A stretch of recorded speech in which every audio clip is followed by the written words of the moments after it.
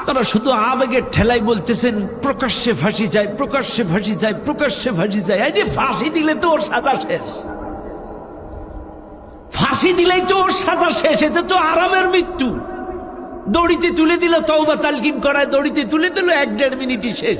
এটা তো আরামের মৃত্যু। ইসলাম বলছে না এত আরামের মৃত্যু, ধর্ষণের মৃত্যু দেওয়া যাবে না।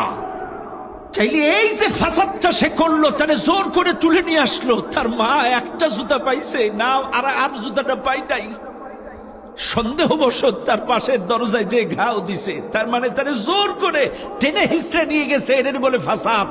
আর কোরআন বলতেছে ধর্ষণের শাস্তি, ফাসাদের শাস্তি এত সহজ ভাবে দিলে চলবে না। সূরাতুল মায়েদা, ইন্নামা জাযাউল্লাযীনা ইউহারিবুনাল্লাহা ওয়া রাসূলাহু ওয়া ইয়াসআউনা ফিল আরদি ফাসাদান আন ইউকাত্তালু আও ইউসাল্লাবু আও তুকাত্তাআ আইদিহিম ওয়া আরজুলুহুম মিন খিলাফিন আও ইউনফাউ মিনাল আরদ।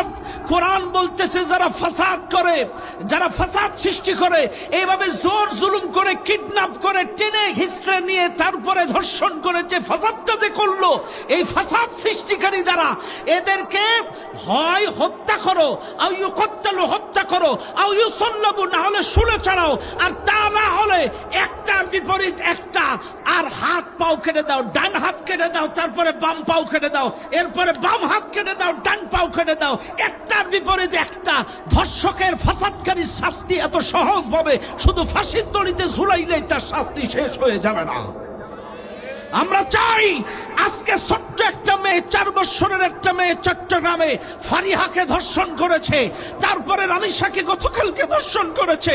আমরা চাই যেই হোক না কেন, আমরা কোন দলীয় পরিচয় দেখতে চাই না।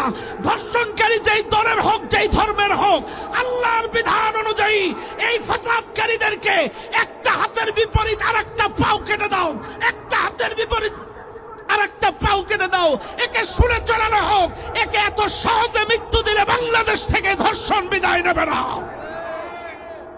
শুধু প্রকাশ্যে ফাঁসি দিলেই বিচার হবে না, ফাঁসিটা শুধু দিলেই হবে না, একটার বিপরীত একটা। কোরআন বেশ কয়েকটা স্টেপ দিয়েছে।